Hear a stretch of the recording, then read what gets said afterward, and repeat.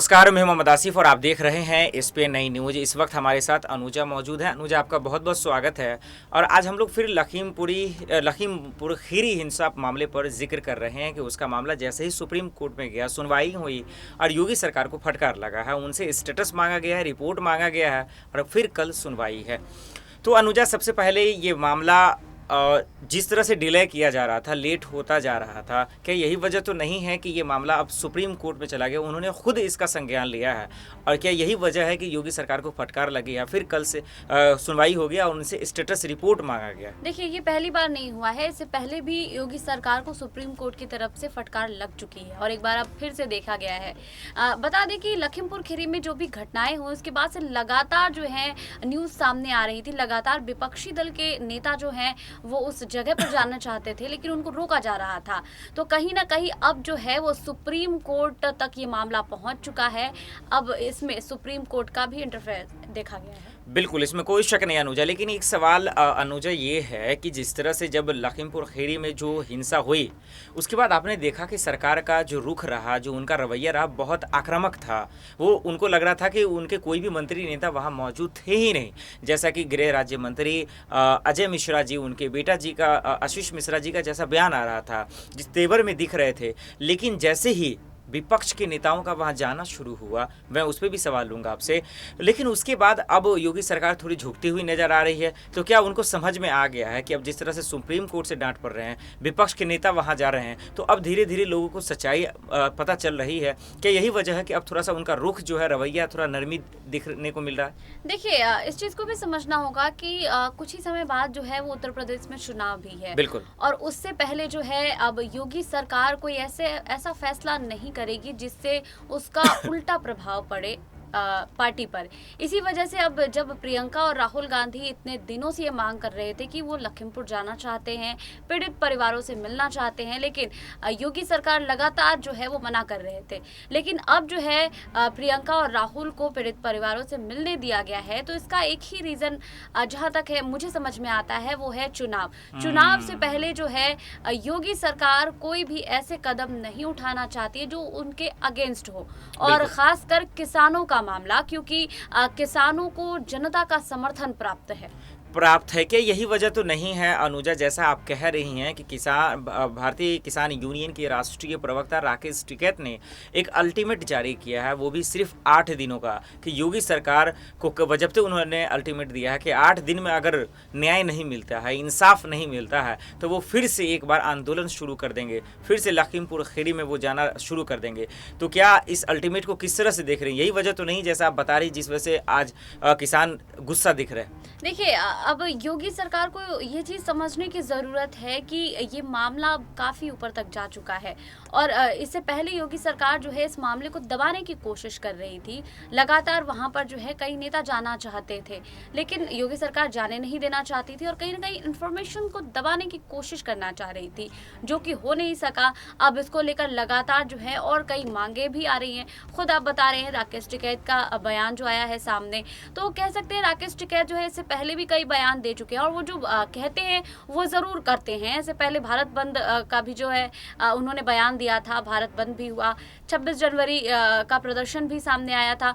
तो कहते हैं जो किसान जो कहते हैं, जो ठान लेते हैं, वो करके ही रहते हैं। तो अब इससे ये हो सकता है कि जो उन्होंने न्याय की बात कही है तो उसमें थोड़ी तेज़ी आ जाए। लेकिन एक बहुत बड़ी बात आपने अनुजा कहा, तो उसी से मेरा सवाल रहेगा कि किसान जो कहते हैं वो करते हैं, वो पीछे नहीं हटते हैं, वो अपने हक के लिए किसी भी हद तक जा सकते हैं। और यही वजह है कि आज 1 साल हो गए, कई किसानों की मौतें हो गई, कई किसान आत्महत्या कर चुके हैं, लेकिन वो अभी भी हार नहीं माने, अपने संघर्ष को लेकर लगातार वो जारी है।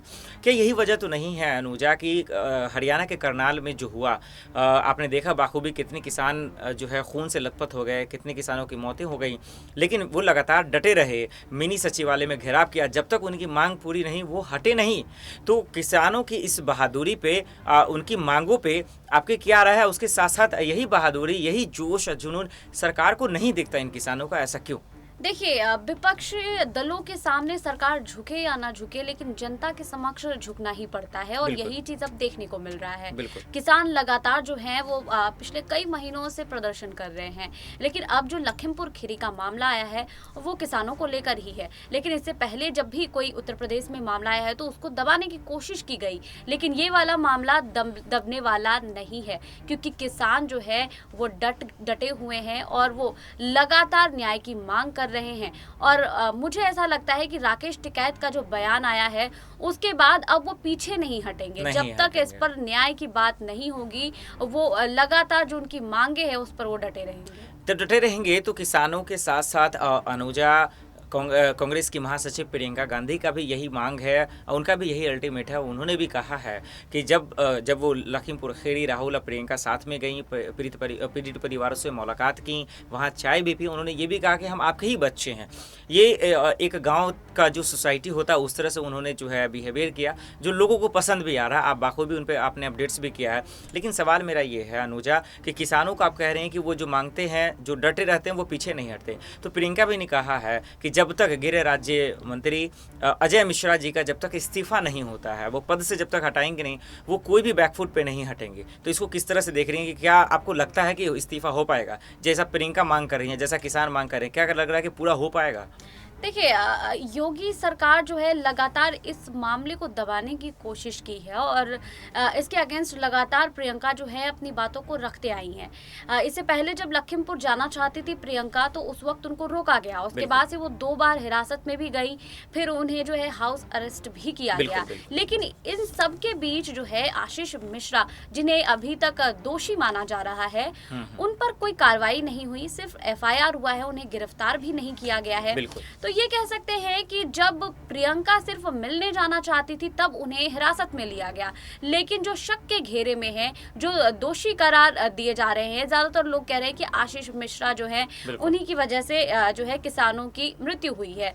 तो उन पे जब पूरी तरह से लोग शक कर रहे हैं उसके बाद भी उनकी गिरफ्तारी नहीं हुई है, तो ये कह सकते हैं कि अभी भी योगी सरकार जो है इस चीज में कामयाब है। बिल्कुल, इसमें कोई शक नहीं कि एफआईआर भी तो दर्ज हो चुके हैं, फिर भी अभी तक गिरफ्तारी नहीं हुआ। बिल्कुल आप सही कह रही हैं अनुजा। लेकिन एक आखिरी में छोटा सा सवाल है अनुजा आपसे कि एक तरफ राहुल गांधी, प्रियंका गांधी लखीमपुर खीरी जाते हैं, पीड़ित परिवारों से मुलाकात करते हैं, बातचीत करते हैं, न्याय का उन्हें जो है आश्वासन भी देते हैं, भरोसा दिलाते हैं कि न्याय मिलेगा। लेकिन अब सवाल ये है, दूसरी तरफ सचिन पायलट बाखूबी हमारा आप जानते हैं, उन्हें जो है हिरासत में लिया जाता है, गिरफ्तार किया जाता है, उन्हें नहीं जाने दिया जाता है। तो ये किस तरह की राजनीति कि जब एक बार आप इजाज़त दे देते हैं उसके बाद हिरासत में लेना, गिरफ्तारी करना, क्या मकसद हो सकता है? देखिए ये कह सकते हैं कि जब राहुल गांधी लखीमपुर खीरी गए उस वक्त जो है लगातार ये न्यूज़ सामने आ रही थी कि उन्हें परमिशन नहीं मिला है, फिर भी वो गए, फिर उनको वहाँ पर जाने की अनुमति मिल गई। लेकिन इन सब के बीच जो है वो सचिन पायलट का नाम कहीं नहीं सामने आया था। जब भी लखीमपुर जाने की बात थी तो योगी सरकार ने जो है वो क्लियरली कहा था कि सिर्फ कुछ ही लोग वहाँ पर जा सकते हैं। तो भूपेश बघेल, चरणजीत सिंह चन्नी और राहुल गांधी वहाँ पर गए, उन्हें इस बात की परमिशन मिली। लेकिन इस बीच जो है वो सचिन पायलट भी उधर ही थे और वो भी जाने की कोशिश किए, लेकिन उन्होंने भी शायद परमिशन नहीं लिया था, इस वजह से उनकी अब गिरफ्तारी हुई है। अच्छा, तो बिल्कुल इसमें कोई शक नहीं है। अब देखना यही होगा अनुजा, खास करके कि सुप्रीम कोर्ट में तो मामला चला गया, इलाहाबाद हाई कोर्ट में भी मामला चला गया, लेकिन अब कल सुनवाई होनी है। योगी सरकार से स्टेटस रिपोर्ट मांगा गया है, अब देखते हैं कि इस पर कल सुनवाई में क्या होता है। लेकिन बाखूबी आपने सही कहा कि इससे कहीं ना कहीं योगी सरकार को फ़र्क पड़ेगा। बहुत बहुत शुक्रिया इन तमाम सवालों का जवाब देने के लिए। फिलहाल के लिए इतना ही, बाकी खबरों के लिए देखते रहें SPN9 न्यूज़। नमस्कार।